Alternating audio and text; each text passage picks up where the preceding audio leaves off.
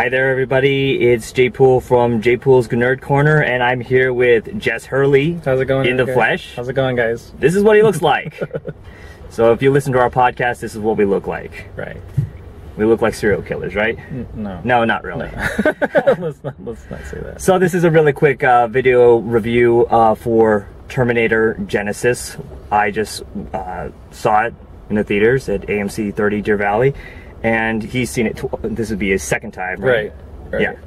So let's see. I enjoyed the film. That's all. I'm going to say that right now. There'll be a longer review later on in the audio review. Let's see. I want to get your opinion first because this is your second time seeing it. I liked it. I mean, let me say this. For me, and I pretty much watched the first one in theaters and the second one in the theaters and the third one, no. The third one I watched on DVD, and it wasn't quite as up to par as it could have been. This one's a lot more satisfactory. This one is a lot more, I feel, going on. The character depth is really good. Emilia Clarke is freaking awesome, and seeing Arnie back just brings a lot. For me, it brought back a lot of the nostalgia that you kind of look for in these types of films. The action is full-blown awesome, and there's some scenes in here that I think are better than anything we've seen in the series. Yeah, there's probably a few plot holes here and there, but I think actually after my second watching, I find out there was less than I originally had thought. So yeah, definitely. I enjoyed pretty much everything in this film, from the actors in here. You know, I was worried about Jai Courtney playing Kyle Reese, because in my opinion Jai Courtney is not the best actor. Yeah. And I've seen him in a lot of roles. For me, he was serviceable in it. I mean, to me, he's not my favorite. I mentioned in my written review that I felt he kind of helped ruin the last Die Hard movie, but I don't think he's not bad in this. He's fine. You know, he's serviceable. He's kind of really not the main character. Maybe I don't know, but I kind of looked at Emilia and Sarah Connor as kind of being the big deal here, and Arnold's character, obviously. So. Definitely. I liked Emilia Clarke in here as Sarah Connor. She replaces Linda Hamilton from the original Terminator series.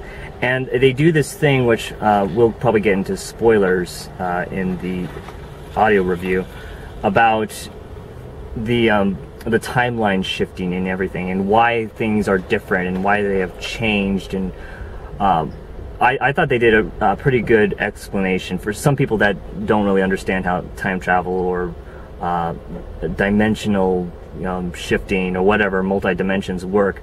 It's going to get really confusing, especially when it's explained. But I enjoyed it. Jason Clarke, he plays John Connor in here, the adult John Connor.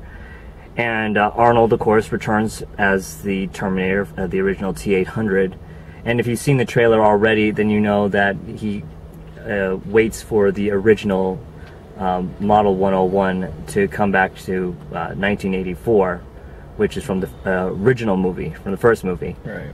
And that scene is actually pretty fun, because you get to see this younger Arnold, which I thought they did a really good job with the CGI. I think they might have taken a cue off of Captain America. Yeah, I thought it was freaking incredible the way they shot that scene, and it just, oh man, yeah, it's so good. Yeah, when I saw it, because I know they actually took a actual bodybuilder, and then they digitized Arnold's head on there and made him younger. But when I saw that in the theater, well, I saw that in the trailer originally, I was thinking of how they probably, like I said, they probably took a cue from Captain America, and how they took Steve Rogers' head and placed it on a person that's much smaller in size in his body. And they did it seamlessly, in my opinion. Right. I think they're really perfecting that type of CGI. Yeah. I thought some of the explanations for why we had a little bit of an older Terminator in the movie was really super simplistic, but about the most satisfying answer I could have gotten. I was really, really happy with that, with their explanation of that. So I thought that was really cool too. Definitely. Now, if you saw the trailer, then you know that Kyle Reese goes back in time to 1984 to try to save Sarah Connor, but things have changed, and she ends up saving him.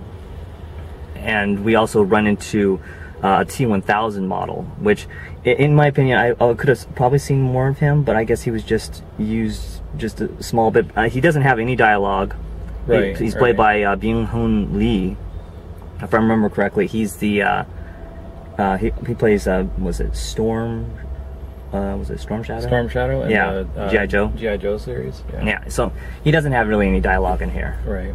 He's just there to turn into liquid and do the whole T1000 thing. And I think that was kind of maybe a little bit of a nod to the second one. To the Robert Patrick. Right, yeah. right. And I kind of dug that part of it too. But you're right, they could have maybe done a little bit more of that. The cool thing I thought about the T1000 model that they showed in here that they really didn't do with Robert Patrick, you know, he can shapeshift into different solid objects, knives, stabbing weapons, but they also demonstrated things that his model can do that we've never seen before, which I thought was really cool because, you know, he is liquid metal. And they did more with his, in a small amount of time with this new T1000 model than they did with Robert Patrick, in my opinion. Let's see. They also, I'm not going to say what he plays, but we also have Matt Smith in here. There's a small role in here. I'm not going to say what happens because it's too much of a spoiler to give away. But yes, when it deals with time travel, Matt Smith is there with timey-wimey, wibbly-wobbly explanations. We also have J.K. Simmons just coming off his Oscar win from Whiplash, and he plays this police officer who actually believes everything that they're saying. I'm not going to say how, but both Sarah and Kyle, and he plays a really fun character. I enjoyed his character. I hope we get to see him again. Well, you always talk about depth in films, and let's, you know, like these secondary characters, why are they there, and with that. The explanation for why he is there in this film and his role in the film is really like one of those things you look for in a movie to say, well, is there something past the main characters that we can relate to and stuff with that? And I dug that about that. I thought they did a good job of inserting him into the movie, and it didn't feel generic. It felt actually very it felt organic. Complete sense. Well, I mean, it felt organic because they explain who he is and how he knows them. Exactly. And why he believes them. Because, you know, somebody coming out of the from the future and saying, oh, there are machines, you know, coming to kill us, most people would think you're, you know, batshit crazy. I thought the director did a good job. He paid so much homage to the past Terminators while creating a whole new universe in itself as well. Explaining why timelines have been changed, and I enjoyed the music. I thought that this is definitely a sequel to 2. Even James Cameron has come out and given his thumbs up. This is, you know, these are characters based on James Cameron and Gail Ann Hurd, and I believe that, you know, I don't know about Gail Ann Hurd. I haven't heard anything from her, but I know James Cameron did approve this film, even though he had nothing to do with it because he lost the rights to Terminator after his divorce with Linda Hamilton. And I was telling Jeremy right after we walked out of this one, for me, you know, if I don't understand how you could not like it if you're a Terminator of the series, you know, in general. Oh yeah, definitely. So that's pretty much it. We're not going to give our rating right now. We will give our rating in the audio review, so stay tuned, and I'll post this up on YouTube. And go check out Terminator Genisys. It is in theaters now. We just finished the IMAX 3D. Make sure your movie has a good light on their 3D cameras, because I have some friends that go and see 3D films, and the only 3D projector they have is a really crappy light, so they really can't make a good judgment call when it comes to 3D. And we went to see IMAX 3D. Not everything works in 3D in this film, in my opinion. There are some films that work that way, but for the parts that do, it really gets in your face, and we were like near the front. So enjoy the film. The film is, let's see, was it PG-13? PG-13. Yeah, they do have one F word in there, which they do use.